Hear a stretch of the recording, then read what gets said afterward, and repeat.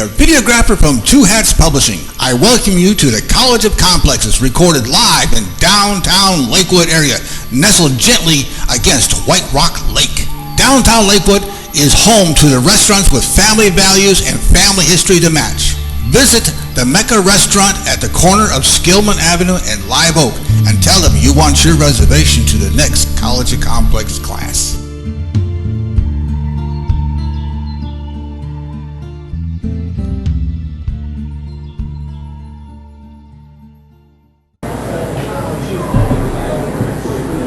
Well, we'll start again. Welcome to the College of Complexes.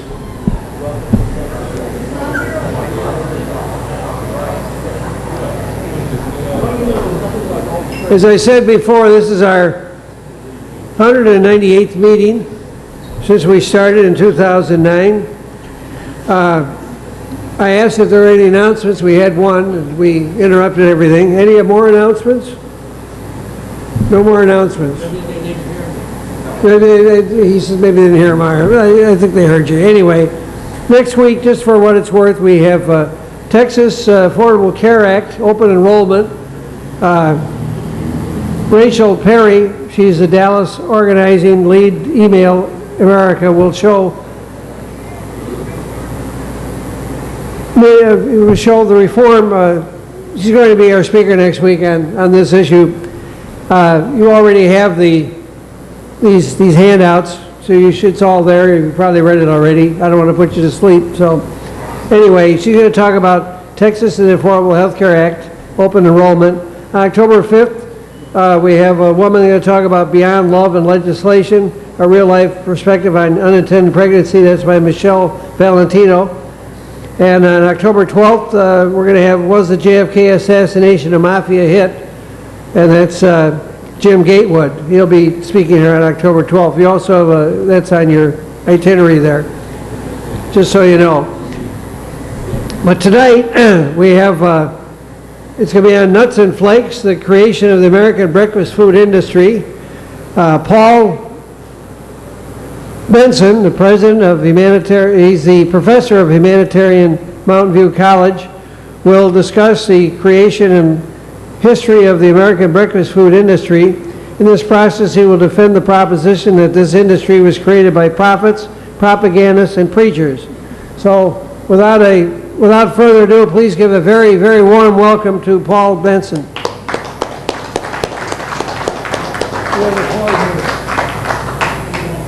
Thank you so much. Appreciate it. Let's see if you can hear me. Okay. Can you hear me now? Yes, thank you. In 1830s, there was a farmer in upstate New York by the name of William Miller. Never has a man of such lowly substance and background had such an impact on American culture. Now, this preacher, Miller, was a self-styled evangelist and Bible student. He was a disciple of a man in England that you might remember, John, named Bishop Ussher. Bishop Ussher had decided that the world had come, was exactly formed, created by God, 4004 BC. Now how he came to this conclusion, of course, is amazing in itself, but Miller believed that this was in fact accurate. And Miller would go around to the little community churches and tell everyone that the world was coming to an end. And finally, he set the date based on Bishop Ussher. Ussher's concept was then parlayed into the year 1843. The world would end in 1843. Now, this is like anything else in our history. You go out and talk to 100 people about anything, trying to sell them something. 99 will walk out and say, not for me, but there'll always be one person who say, you know, that sounds interesting. So Miller would go around and tell everyone, starting in the 1830s, that 1843 the world was coming to an end. And he was determined that everybody would know this. So little by little, he gathered around them people who would follow his teachings, and they called themselves Millerites. Now the Millerites were not ever a large group, but they were large enough that they were able to create a newspaper and a magazine. And the newspaper and the magazine were spread far and wide. And the little Millerite group got larger and larger. And as they approached the October of 1843, they were very much desperate to get the word out that it was time for everyone to settle up your affairs, prepare yourself for the end. And this, of course, has become like a cliche in American cartoons. Some guy with a sign that said, "The world is ending, repent." And this is what Miller did over and over. Well, sure enough, October 1843 came, the day came, and yet the world seemed to be going on. And this, of course, greatly disturbed Miller, greatly disturbed his group, and they came to him and said, "Pastor Miller, what happened?" He said, "I don't know." So he sits down, recalculates, and he said, "Oh, I'm so embarrassed. My math, my arithmetic was incorrect. The world is ending in 1 year, 1844. So, of course, he goes through the same process, and more people come, more revivals are held, more magazines are published, and finally, they came to the end of the line. The day came, the day passed, and the great disappointment was recorded in history. Now, I don't know how many times since Miller till today people have predicted the end of the world. There was a guy this past spring, who took out a full-page ad saying the world was going to end in May. Last year, we had, of course, the Mayan calendar fiasco. The world was going to end on December 21st, 2012, and so on and so forth. Now, you would think that 1844 disaster would have ended the Millerites. It just about did, but there were 6 people who believed in Miller, who believed that he was just a little bit off in his calculations. And so these Millerites, the 6 of them that were left, decided to form together in a group. And they, among the 6 was a rather young girl by the name of Ellen Harmon. Ellen Harmon, H-A-R-M-O-N. Now, Ellen Harmon was one of these prodigies who believed that she could hear the voice of God. And Ellen Harmon started to receive messages. And one of the messages she received was that these Millerites should get out of the populated part of the country and move to the small rural areas of the Midwest. So they did. And they came to a particular village out west. When I say out west from New York. New York, by the way, where Miller was from, it's called the Burnt Over District. The Burnt Over District. So many revivals had burned that area down that they were endlessly going through this the phase of some preacher becoming well known and then usually falling into disrepute. Of course, this is exactly what happened with a man by the name of Joseph Smith Jr. in upstate New York. Ultimately, out of all of that comes Mormonism, which is the one really large and important American indigenous religion. Well, they went west to what we would call today the Midwest, the upper Midwest, and they found themselves a little village out there where they wanted to settle. And they wanted to build a place where people can come and be, shall we say, taken care of when they were sick. It wasn't exactly a hospital, it's more like a rest place, a rest home.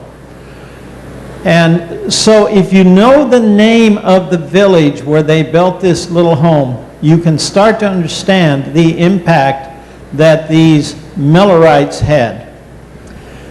They followed the teachings of Ellen Harmon, who said they should live in small towns, they should, to as much as possible, stop eating meat, they should not drink alcohol, they should not use tobacco, they should not smoke in any way, and they should try to live a pure, more godly life. Well, what happened is kind of amazing. In this little village, they found a young teenage boy who was so smart that they decided to let this boy run this home. And he went off, they paid his way, he went off to New York City, studied medicine, became a doctor, became a surgeon, and he came back to the little village and took over the home. He renamed the home. In fact, he coined a new word. The word is sanitarium. Santa, holy, or also means, has come to mean healthy.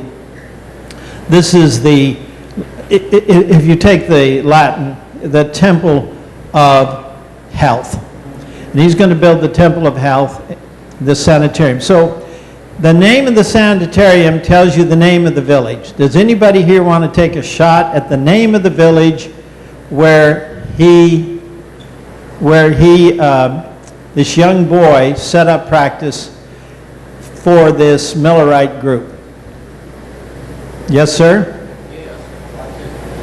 That's an outstanding guess. That's where the Mayo brothers came and built their great clinic. This is an era about at least 50 years before the Mayo brothers.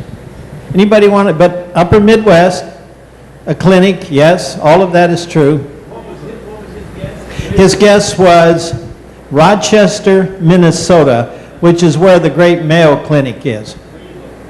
Wheatland? Cleveland. Cleveland Clinic, excellent guess, but not there. Any others?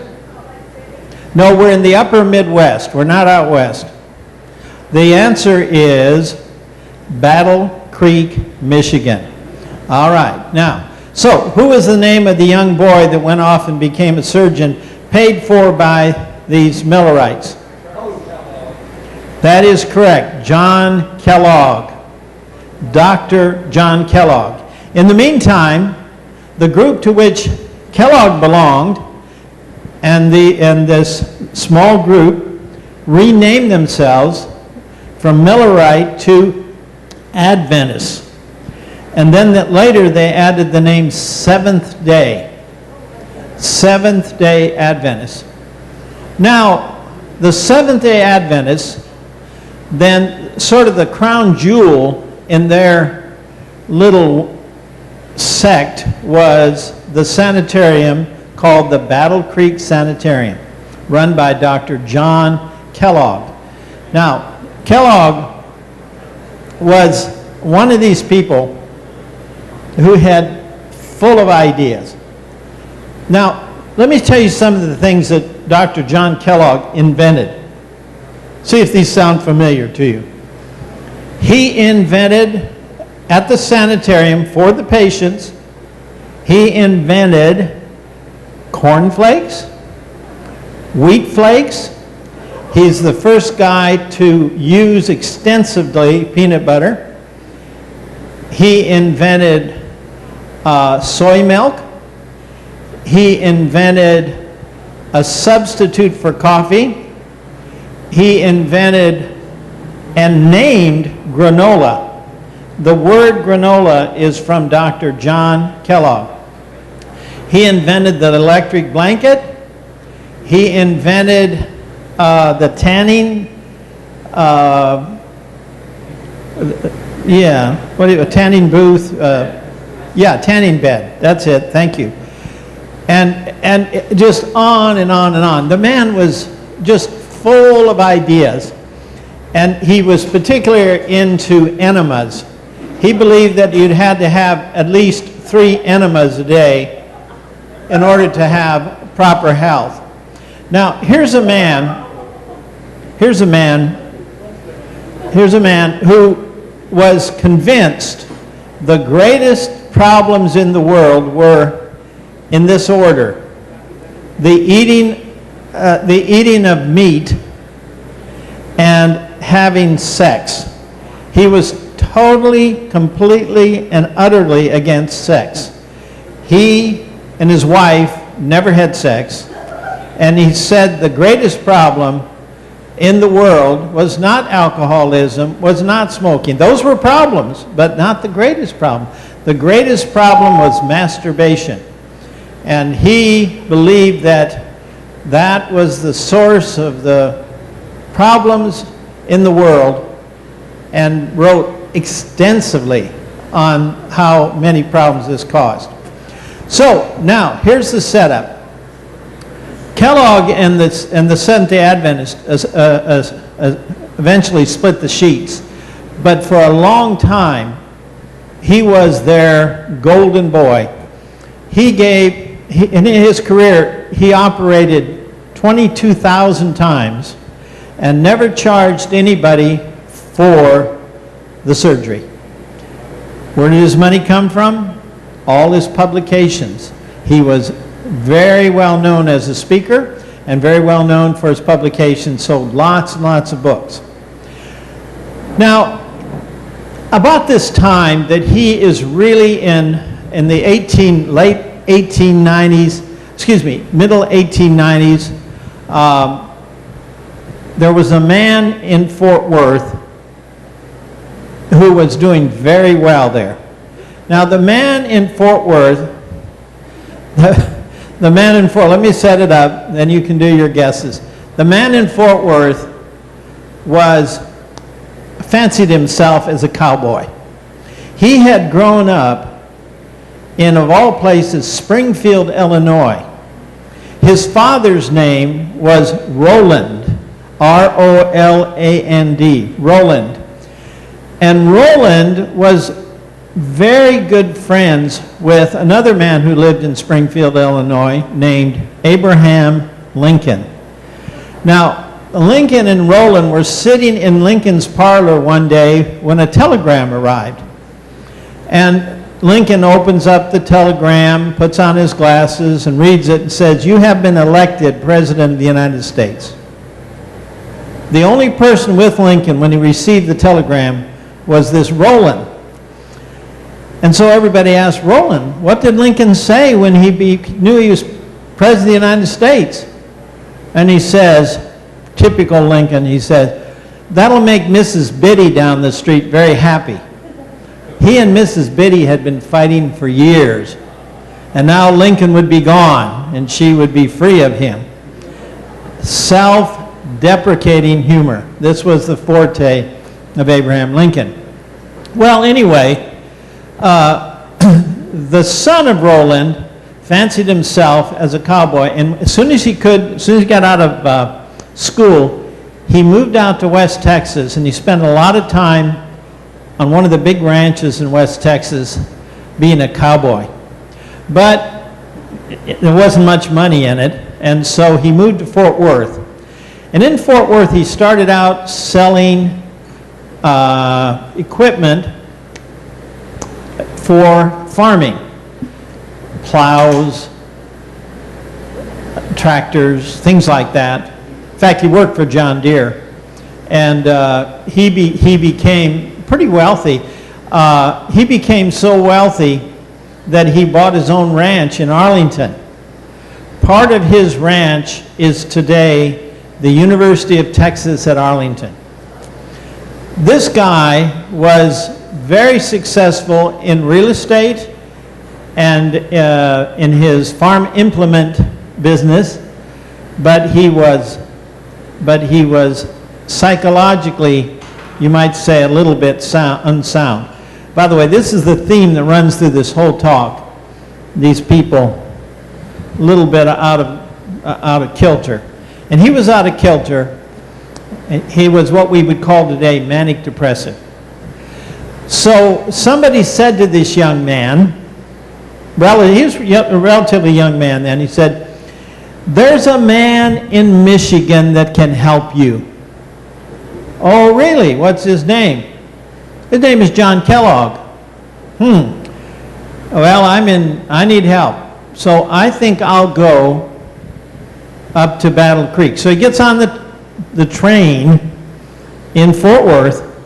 He goes to Battle Creek, Michigan, gets off the train, walks over to the sanitarium, knocks on the door, goes into the office, and there is Dr. John Kellogg. And he says, "Are you Dr. Kellogg?" "Yes, I am." "What is your name, sir?" He says, "My name is," yes, C.W. Post. Charles W. Post. Yes, now you start to see the connection. So, Post went to the sanitarium. He hated every minute there because he had to eat all these vegetables and never get to eat any meat, and he was miserable. And finally, his wife came and rescued him. But in the meantime, he noticed that Kellogg was doing all these things, and he thought, my God, look at this. The cornflakes. Oh, I could make money with those. So he eventually, after a long time, he moves from out of the sanitarium. He moves a block down the street and opens his own sanitarium called La Vita, which means the life. Now, the sanitarium that C.W. Post ran wasn't particularly successful, but what he realized is that there's money to be made in these inventions of Kellogg. See, Kellogg was not a businessman. Kellogg was not interested in marketing his cornflakes. The cornflakes that we eat today, that somebody here maybe ate this morning, are not John Kellogg's cornflakes. They're the cornflakes of his brother, William Kellogg. And for 10 years, they fought it out in court, who owned the cornflakes. And finally, William Kellogg was able to manufacture Kellogg's cornflakes. Well, anyway, so Post goes in to the sanitarium business and then out and starts producing the products that he saw Kellogg invent. The first one is the substitute for coffee. Now, he reasoned that if he could make a substitute for coffee, he could just become incredibly rich because coffee is expensive, but if you made it out of grain, you could make it for nothing. And he tried that. He took the idea of Kellogg, improved on it, and called it Postum. Now, if you look, you got to look hard, but if you go to Walmart, look real close, you can still find Postum, right? But Postum was never too big a success except during the time of war. World War I, World War II, Postum was big because they couldn't get coffee. And, but if you, anybody here, have you had postum? Have you actually eaten it, sir? Okay, how would you I mean, have you had a drink of postum? Well, how would you describe it, either of you? Yeah, weak-kneed, not much, yeah, like a really, really weak decaffeinated coffee. Well, he posted, but then he thought, you know, I can make it with the cornflakes. So he takes the cornflakes and turns them into Post Toasties. See? So now you know where Post Toasties came from. They came from Kellogg, but through Post. Then he does the wheat flakes. Then he decides to do the granola. Now this is amazing to me because nobody would call what he produced granola today, but in those days it was granola. Does anybody know what he called his granola? Yes, who said that? Grape nuts, grape nuts, and then later grape nuts flakes, but in the beginning just grape nuts. Now, why did he call them grape nuts? Because he believed, again, that the blending of those particular grains would mimic the nutritional value of grapes. Have you ate grapes? Yeah, where does that come from? Anyway, so the grape nuts turned out to be a huge hit, colossal.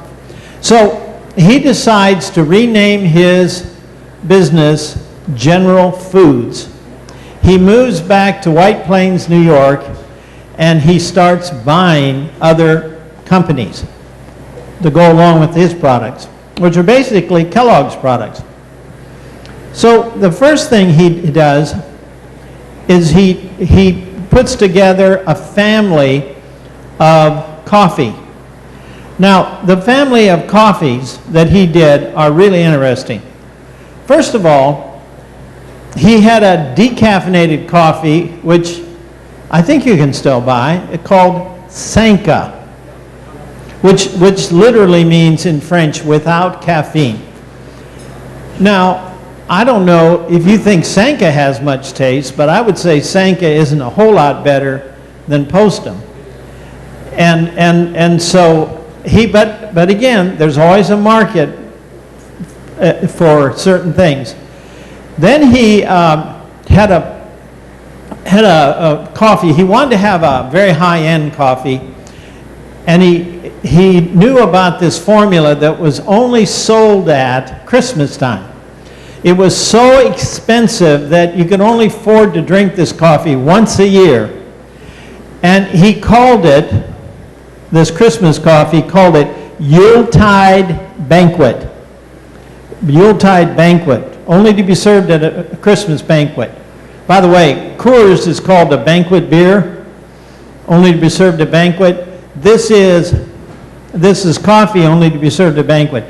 Yuletide Banquet, what does that become when you fuse those two words together? U-Ban. Now you can still buy U-Ban to this day, but it's, by the way, General Foods isn't General Foods anymore. It's called Kraft. Yeah, it merged with Kraft. So you can't find it under the General Foods brand. Now he had the Postum, he had Sanka, he had U-Ban, but he had another coffee that made him a billionaire. Now this coffee is interesting because it was a hotel coffee. Now in the old days, every hotel had their own blend. And there was a hotel in Nashville, Tennessee that had their own blend. And one day, a traveling salesman came through and he said to the manager, he said, I stay here every time in Nashville, and I love your hotel, but there's one thing I'd like you to consider changing. That's your coffee. Your coffee is awful. And the guy said, oh, I didn't know. Do you have a suggestion? He said, yeah, I have a blend that I think is a great improvement on what you have. Well, we'll try it. So they tried it, and that coffee became it was considered to be one of the better hotel coffees. Well, about 1908, the President of the United States was visiting Nashville. And he was there to dedicate the home of Andrew Jackson called the Hermitage. And they were having a banquet at this hotel. And they were sitting like the long tables, and the president was the head table. And after the meal, the men would drink their coffee and smoke their cigars. So the president at the United States at that time was Teddy Roosevelt, and he was sitting drinking his coffee, and the waiter noticed that the coffee was gone. So he was embarrassed, so he came up and said, "Mr. President, would you like to have some more coffee?" And Teddy Roosevelt says, "Oh, yes, I'd love to." That coffee was good to the last drop. So the press write that down, good to the last drop. And Post takes that coffee and markets it under the slogan, good to the last drop. One of the most famous advertising slogans in American history. And of course, the name of the hotel was the Maxwell House. The Maxwell House in Nashville, Tennessee. So these coffees were kind of a family of coffees, but Maxwell House became #1 coffee in the United States for many years. I don't think it's so big now, but Folgers and some of the others are pretty big. Now, let's talk for just a few minutes about what happened to Post. Post then continued to buy new businesses that were somehow in the food industry, and he did so until he died in 1914. Now, how he came to die is a most fascinating story. Leading up to the First World War, he was one of the richest men in the United States, and he built these fabulous estates. He built one on Long Island. Who's from Long Island? Now, have you ever seen the C.W. Post estate? It is now one of the campuses of Long Island University, right? It's the Long Island, it's the Long Island campus of New York. No, it's not Hofstra. No, it's part of the, yeah, I think it's part of the NYU system. Well, anyway, he also built one down in Palm Springs, not Palm Springs, Palm Beach, near Palm Beach, in Boca Raton, that is today owned by Donald Trump. A fabulous estate. But his dream was to build a utopia, literally a utopia in Texas. So he went and bought a county and a half in West Texas. Now you got, even in West Texas, that land is not expensive, but to buy a county and a half, those big counties, you take some real dough. He bought a county and a half, and he said, I'm going to build utopia here. The county seat was named after him, Post, Texas. He started pouring the money into Post, Texas, millions. And it was going great guns when he had one of his manic depressive psychotic episodes, and he committed suicide and blew himself away. End of C.W. Post, but it didn't end the empire. C.W. Post had a daughter, Marjorie Merriweather Post. Marjorie Merriweather Post was a sharp cookie. She took over the company, General Foods, and she married a man who eventually turned it even into a bigger thing than it had been. His name you might have heard of. His name was E.F. Hutton. So you have the E.F. Hutton fortune with the Post fortune coming together. Now Hutton, there's a smart guy. He took Post ideas, companies, and he increased. He bought a little, for $450, he bought rights to a product from England that nobody cared about. He renamed it Jell-O. E.F. Hutton took that product, advertised the living daylights out of it, and turned it into America's #1 dessert. And Jell-O, even today, they still sell a lot of it, although it was much more popular back in the old days. And by the way, you all people, I like to think about things. Jell-O is made from the ground up bones of animals. So can a vegetarian eat Jell-O? There's something to think about, right? Well, anyway, so Hutton had another one. There was a guy in St. Paul, Minnesota, that had a substitute for maple syrup. You mixed certain flavors and put it together, and he called it log cabin syrup. And so he bought log cabin syrup. Then there was another one, a guy by the name of Bob Birdseye, never called Clarence Birdseye. He was always called Bob Birdseye. He had come up with an idea for flash freezing food so that it wouldn't deteriorate as frozen food. And they called that, after his name, of course, Birdseye, frozen foods. Then there was Baker chocolate, Swansdown, cake mix, you name it, the thing just went on and on and on. And eventually, that fortune went to one person, because Margie Merriweather Post and E.F. Hutton only had one daughter.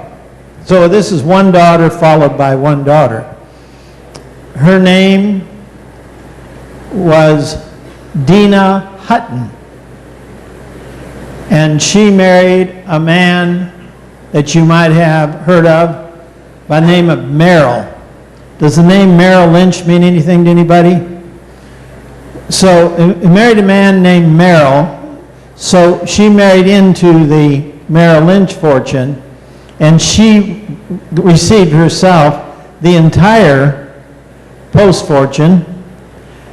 And she decided what she wanted to do with the money, because she was fabulously wealthy. She wanted to have a Hollywood career. So in the 1950s and 60s, she was in a number of movies where that she had just simply been, they just bought the rights to the film and they just paid everybody off, and she stars in a number of movies. You can see her, Dina Merrill. Yeah, she became quite well known in Hollywood.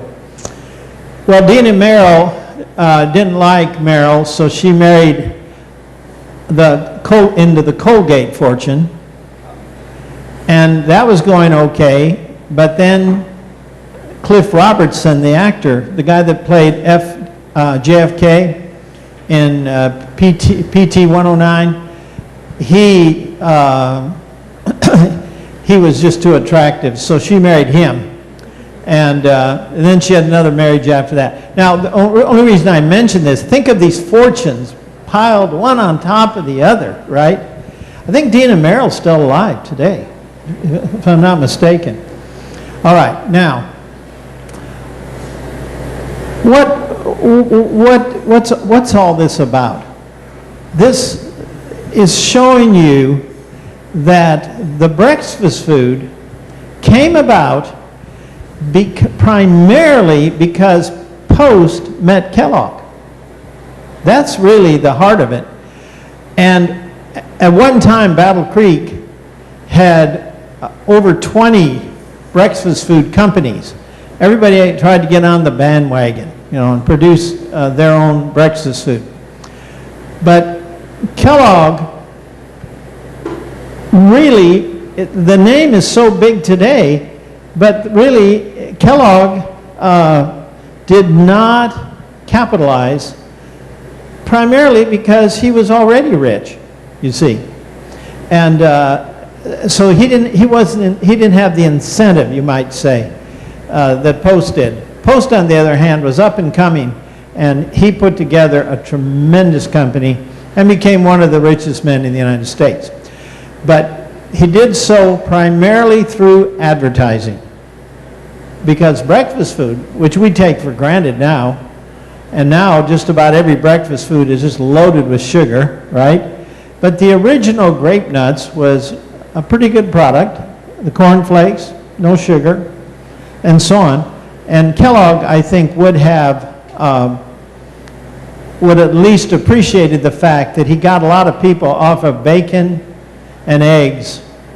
And yet now, of course, there's a lot of discussion today about how bacon and eggs may not be so bad compared to some of the things we're getting, particularly the processed sugar. Now, I want to open this up for any kind of discussion you want to get into about the whole concept of breakfast food, or the concept of how American culture played out here. Anybody want to make a comment or have anything to ask about Miller, Post, Kellogg? Yes. Yeah, I want to know.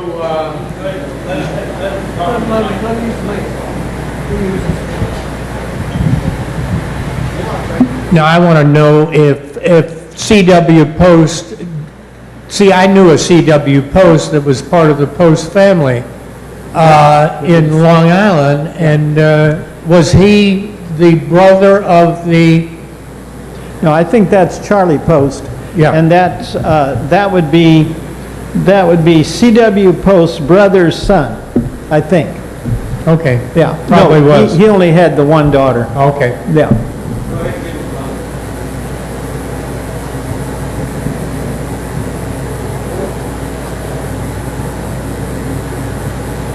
I was curious, what happened in Post, Texas, in that county? Yeah, Did the money keep going, or did it end with this? Well, he built, his idea was to build a factory there where you'd grow the cotton, produce the cotton cloth, produce the cotton products. That company lasted for a long, long time. And it was one of the boosts to the economy of West Texas. One of the things he did there, he had this idea that if he shot off cannons into the air, you line up all these cannons and shoot them off with some kind of grape shot, that that it would cause rain to come. Because he said the air, nothing's disturbing the air, but if the air gets disturbed, then that'll cause thunderstorms and rain. He was always disturbed that there wasn't very much rainfall in West Texas, which of course there isn't. He did do some with the aquifer, and he did even in his time, before the First World War, they were doing some pumping, but not at the large scale that it later became. Post Texas, if you go there today, it has a number of buildings which were built by Post and the company. He loved it there. He loved West Texas. He thought it was the greatest place on earth. He's, in this sense, nobody thinks of him as a Texan, but the fact of the matter is he spent all of his adult life wearing Western clothes, Western boots, Western shirt, Western bow tie, big belt, the cowboy hat, the whole thing. If you ever saw him in any of the photos of him, you'll see him wearing that outfit. So he in his imagination, if you will, he really fancied the West and that culture. but the fact of the matter is he was a New York businessman. White Plains, as you know, is just north of New York. By the way, he's buried there. What other famous person is buried in White Plains, New York? You'd never guess this, so I'm going to tell you. The actor Basil Rathbones was buried there, and Basil Rathbones played Sherlock Holmes in all those movies back in the 1940s. Okay, next question.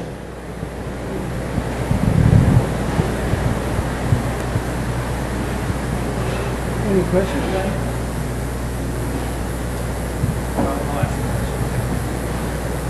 I guess my question is, what piqued your interest in the cereal industry? Thank you. My interest came because I teach American religion, and when I realized that it was Kellogg was a Seventh-day Adventist, and I wondered, how did he get to be a Seventh-day? That unpeeled the whole story of Battle Creek and what happened there. And then separately, I was reading about Post. Found out that Post had gone to Battle Creek and to the sanitarium, and that's where he got the ideas. So, it's one thing leading to another. The thing about that, which I love about teaching, is that sometimes through your research for teaching, you learn all these things you wouldn't have learned otherwise. Because I don't know if very many people have ever put this together, the connection between Post and Kellogg. Yes, sir, do you have a question? Okay. Yeah. Are there any other sort of minor sects that have given rise to commercial enterprises that you've come across? The question about sex and commercial enterprises. Of course, the most interesting are the Shakers. Now, the Shakers, like Kellogg, believed that sex was the greatest evil of all time. Now, how they came to believe this is that from their point of view, the world is almost at an end. Therefore, why have children? Children, don't bring them to the world's going to end. Never mind, the Shakers lasted over 200 years. Now, the Shakers, what they were into is business enterprises, and they invented many things. For example, the square broom we use, the one that you buy it anywhere now, that was invented by the Shakers. The Shakers invented the rocking chair. The Shakers invented the seed packs that we buy seeds in today. The Shakers' most spectacular invention is the propeller on boats. And then from that concept evolved to the concept of propellers on planes.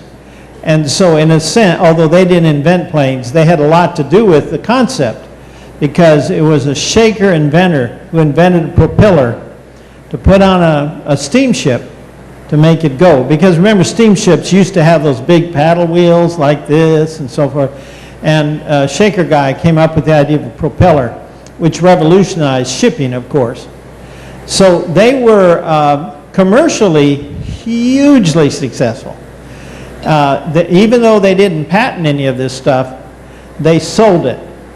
Their Shaker boxes today are worth a fortune. And they were very interested in what we call labor-saving devices to make life easier. Yeah. Now, they had plenty of time to work on inventions. No sex, no kids. That gives you plenty of time to do lots of things, right? And the Shakers were started by a woman from England named Anne Lee. By the way, I want you to name for me, first of all, before you name this, I want you to think about this. America is the only country in the world, in the history of the world, where women have founded religions. Where women are the primary founders of a religion. Can you think of anywhere else in the history of the world, any other country other than this Anne Lee, who was not in England, she was actually in the United States. Can you think of any other place where a woman has started religion? In the United States, can you think of any religion started by women? We just talked about one. Ellen White is the primary mover of Seventh-day Adventists. Can you think of any others? Yes, Mary Baker Eddy, Christian Science. Mary Baker Eddy was the very first to really start a brand new, from scratch religion, and I would say now a worldwide religion. Christian Science you can find almost anywhere. She did many amazing things, but probably the most amazing was the fact she founded the Christian Science Monitor at age 94. Pretty significant event. Can you think of any others? Yes? I can think of a famous woman, but she didn't found Catherine Kuhlman. Well, Catherine Kuhlman, that's a great guess, because Catherine Kuhlman was a slave of a woman that did. She imitated her in the smallest detail. Did you ever see Catherine Kuhlman on TV? It's a very strange delivery. I believe in miracles. Now, where do you suppose she got that? She got it from Los Angeles. That is correct. What person? That is also correct. She got it in Pentecostal. But what Pentecostal preacher? A woman indeed. That's right. Amy Semple McPherson, who founded a religion called Foursquare Gospel. And you can, around Dallas here, there are a few Foursquare Gospel churches. Now, Amy Semple McPherson, you talk about somebody interesting. She was the real deal when it comes to knowing how to please an audience. She could entertain. She could do these shows. She could write the music. She could write the script. She was fantastic. You know, these mega preachers nowadays will do some stunt like bringing a Maserati onto the, up to the stage. She did all that stuff in 1920s. Who's the most famous person that Amy Semple Dino? Oh, Dino. Dino was a follower of Catherine Kuhlman. Isn't that? Yeah, Dino was a follower of Catherine Kuhlman, who was a follower of Amy Semple. Who's the most famous Hollywood personality that Amy Semple McPherson baptized? You won't get this, so I'll tell you. Her name was Marilyn Monroe. Yeah, she also converted to Judaism, as did, along with Liz Taylor and Sammy Davis Jr. and so on and so forth. But interesting, Amy Semple, they loved her in Hollywood because she was it was so theatrical. There was a kid from Mexico that was in her band who she could tell had acting ability, and so she encouraged him to become an actor, and he became one of the most famous actors in American history. His name was Anthony Quinn. Now, how he got an Irish name, that's a real good guess, but Anthony Quinn, who was Zorba the Greek and many, many things, he was started by Amy Semple. Now, Amy Semple was the first woman, as far as we know, on the radio. She's the first woman to preach on Broadway. She had her own show on Broadway. She is also, her story is a section in a Irving Berlin musical called, it slips my mind right now. Back in the 1930s, she was the subject of one of the subjects of that musical by Irving Berlin. She was very famous and controversial.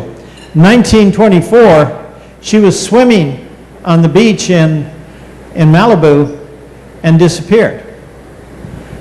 And this was front page news for weeks and weeks and weeks. And finally, she came out of the Mexican desert, and the Mexican desert, she said, these people had abducted her and tried to get money for her. Now, hardly anybody believed the story, since her chief engineer of the radio station she started disappeared at the same time, and she ran off. She probably ran off with him. Anyway, she was married 3 times. She was married to a missionary in China. She was married to this man named McPherson. She was married to somebody else. She had she had at least 3 marriages. In fact, Mary Baker Eddy also had 3 husbands. So these women that started religions, they like to get married. So that may tell you something about their personality. Are you saying we're running out of time? No. Okay.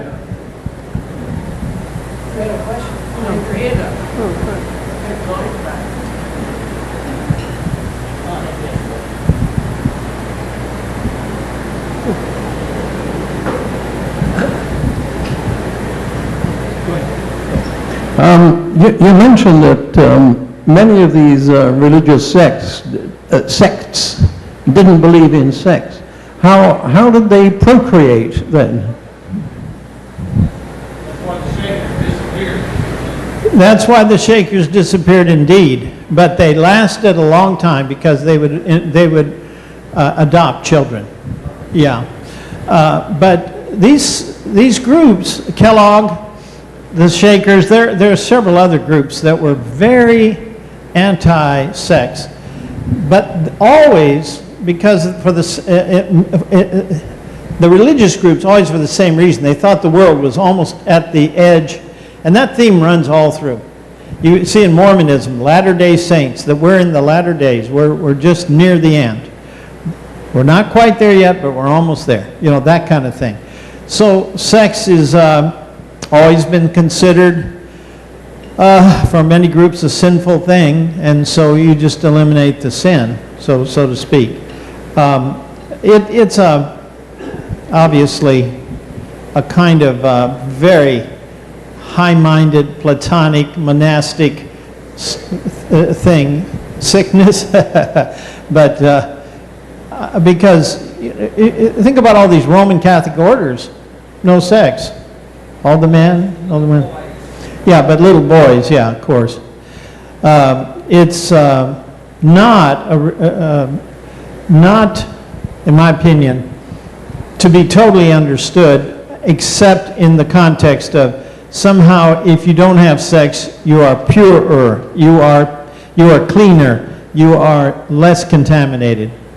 And I've never quite figured that out, how that works exactly. But many groups believe that to this day. That's a good question, very good question. Anything else? Any other questions? I guess we're done with questions.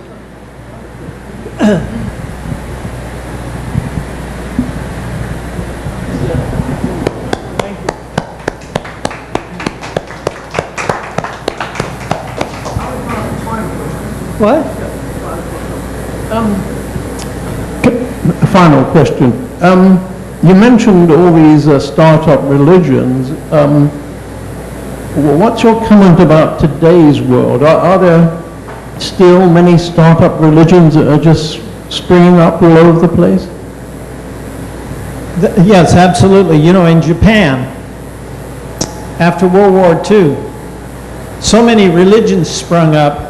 They took a phrase from English, the English phrase rush hour, and they called it in Japanese rush hour of the gods. So many new religions, hundreds of them, just sprung up like mushrooms or dandelions after a rain. And this is exactly what has happened in South and Central America with the advent of Pentecostalism. Pentecostalism has created endless new groups because there was the monotheistic Catholic religion until about maybe 50 years ago. And now all of a sudden you have all these new religions springing up. So the answer is they spring up when the soil, that is to say when the culture, is ready for the new religions. And America, of course, has been spouting and creating new religions right and left. Sometimes they're not even called religions. Sometimes it's just somebody's church. Sometimes it's just this fellowship or that. But the process of new religions in this country has not stopped at all. Somebody counted 28,000 denominations in the United States. This is not to count all the little subgroups and sects and so on. So, no, that process maybe slows down from time to time, but anytime a group wants to form because they have a new idea, somebody comes along, a new prophet, bingo, it starts all over again. The soil was just particularly good in upstate New York in the 1830s and 20s when Mormonism came about, because people were very open to new ideas. They were all pioneers. They were all out there in the West. They didn't have to follow the old traditions. They could do something new, which is exactly what they did. By the way, all America's new religions come, west of the Alleghenies. You've got to get out of the East Coast, and then you see all these new American groups forming. You very rarely see a new religion starting in the East Coast. The exception, of course, Christian Science.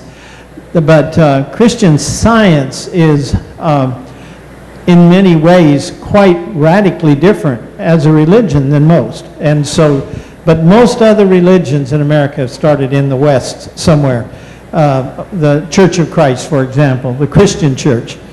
Over here, across, over in Fort Worth, you have Texas Christian University, Disciples of Christ. Well, that started in Kentucky, in Cane Ridge, Kentucky, way back around 1800.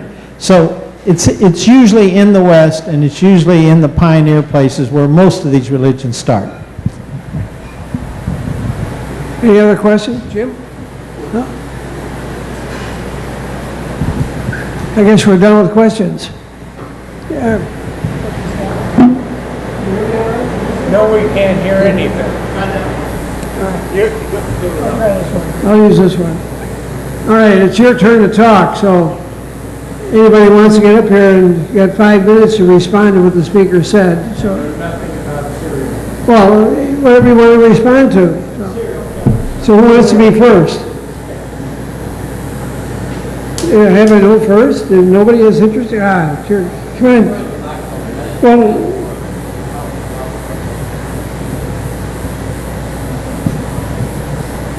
Just wanted to say that was one of the most erudite and humorous speeches I've heard here.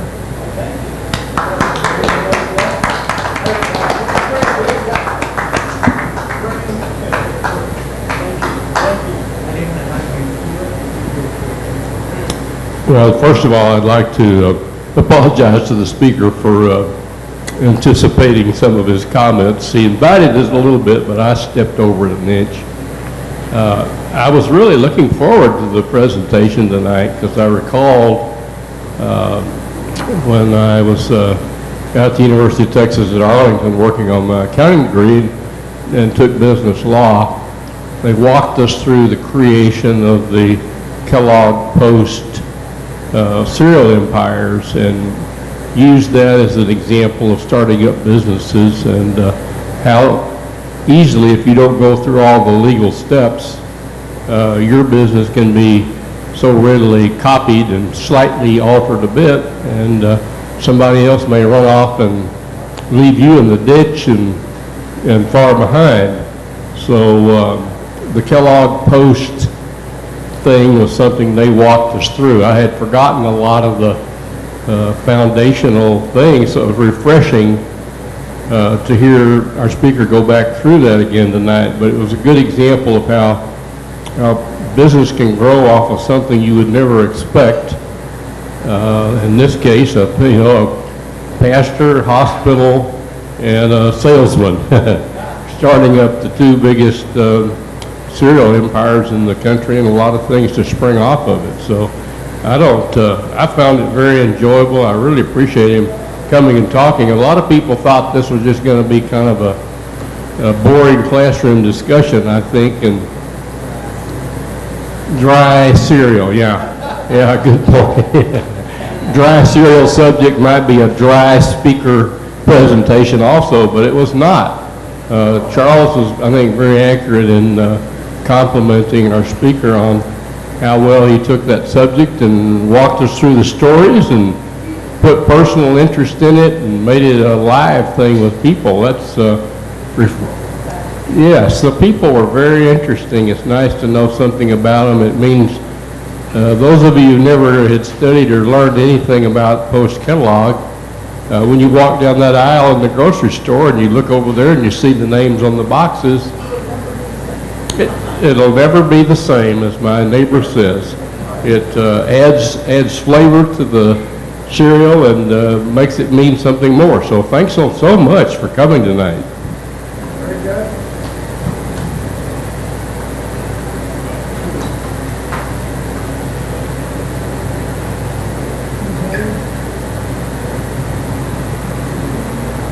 What's there to say? Well, whatever you want to say. I'd like to vote for the cereal. You want to say? All right. He wants to say something. All right. He wants to, he will. He gets the last word. Well, it looks like everybody's had something to say that wants to say something. No one else wants anything to say.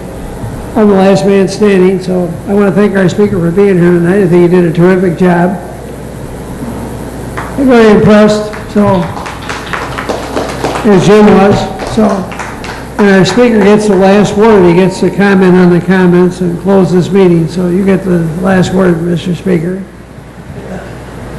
Thank you, Tom. I wanted to mention there was one other great center of cereal, and that's General Mills in Minneapolis. Now, what they did is they just simply copied everything Kellogg and Post had done, but the reason that General Mills became such a big thing is because that location at on the Mississippi, on the Minnesota River, where they had water power, they were able to mill all that flour and turn it into all kinds of things. All the major flour brands, Pillsbury, Gold Medal, the 2-3 others, and General Mills, of course, came from Minneapolis, and it is a wonderful story in its own right of how a community built itself out of one product, flour. And I think that, but it's a more traditional story of a place that was just the right place. They had all the wheat there, they had the water power there, they had all of those hardworking German and Scandinavian people, and they just put it all together. And General Mills, by the way, today is bigger than Kellogg's or Post.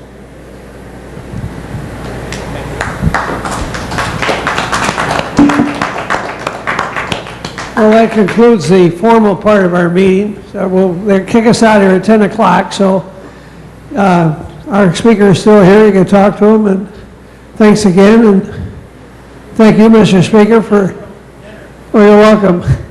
It's on us. So that's it.